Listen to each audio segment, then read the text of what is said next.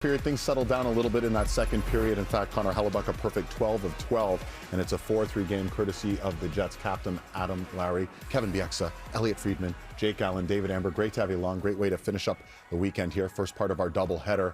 Elliot, you say the Jets know how to close out games. 37-1-1 when leading after two, 35-0 when scoring 4+ goals this season. I hope that's not the kiss of death, but if it is, Dave made me do it. What about Velarde? Velarde scored, right? Aren't they undefeated when he scores? That's a 16-0-1. Look at you, numbers guy, Rain Man. All the signs, all the signs are nice for the Winnipeg Jets, and it was a nice goal by their captain Adam Lowry. A goal you say you're very familiar with that shot. Walk us through that. Yeah, so, it was a huge go-ahead goal for the Jets, obviously Lowry, but, it's the principle of how he scores this goal. So it's happened a lot in today's game, especially in the season now. He's coming down the left wing. He's waiting. He's actually shooting. It's a misconception. People think he's shooting 5-hole. It's actually called a triangle in the goalie world.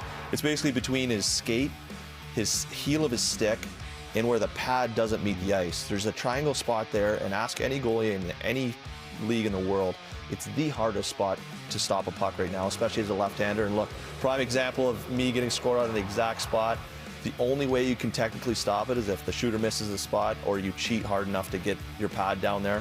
But you really should have had that one, Jim. Oh, 100%. Because you're playing, he's like, you're respecting that he's going to pull it to his backhand, so you're trying to kind of baby push, and when you do, you have that exposed triangle, right? Is that it? You got to have a little bit of momentum going backwards when he's coming at you, right? And you think, like you just said, he's going to go backhand, so you got to flatten out a little bit to change your feet angle. As soon as you do that, that triangle opens wide open, and it's really hard for a righty to do. It's really only lefties that do. You know how you stop it?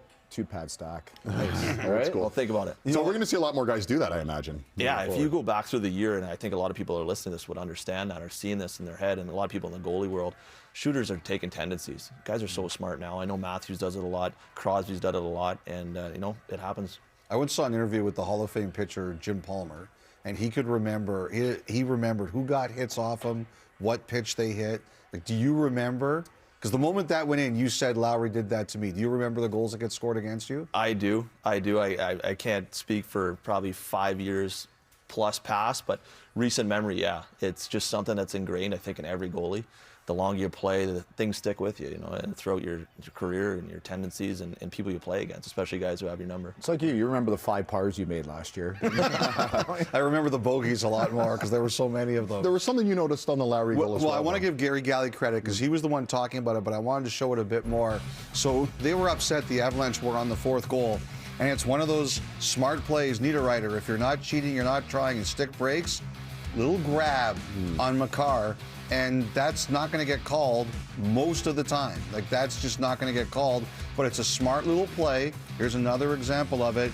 And it frees them up on the 2-on-1. And all of a sudden, the puck's in the net and on the Lowry goal. And these are the little plays that players make that determine things. And there's Makar complaining about it later. And those of you who watched Toronto last year, kind of similar thing. Radko Gudas takes the stick away, and that was the goal that knocked out Toronto from the playoffs. You're almost never going to see any of these plays called, but they're the little smart plays that players make that make the difference in the scoreboard. That's why I tell my kids that I coach, there's so many things you could be doing when you don't have the puck. These little interference, these little bumps, those are all advantages that you get as a team. Smart play. Yeah, it's a penalty though. Every now and again they call those picks. Remember the Leafs 2 years ago in Game 7 versus Tampa? Yeah, absolutely. They called the pick there on Justin Hall.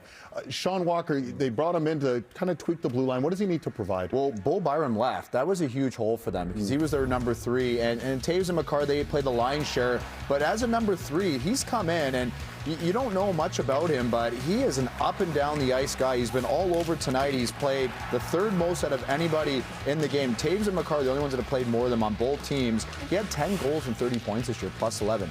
Pretty impressive numbers. That's a legit number 3 on most teams. And on this team, he's encouraged to join the rush and to be active all over the ice.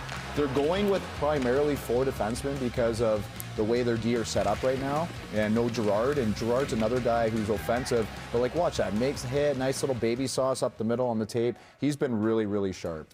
Listen, Colorado always attacks as a 5-man unit. 62 goals by their D-men this year, most by far in the National Hockey League. All right, 4 Canadian teams have qualified for the postseason. Coming up, Dan Murphy from Vancouver teeing up the Canucks and the Preds. That'll be our nightcap. 4-3 Jets after 2.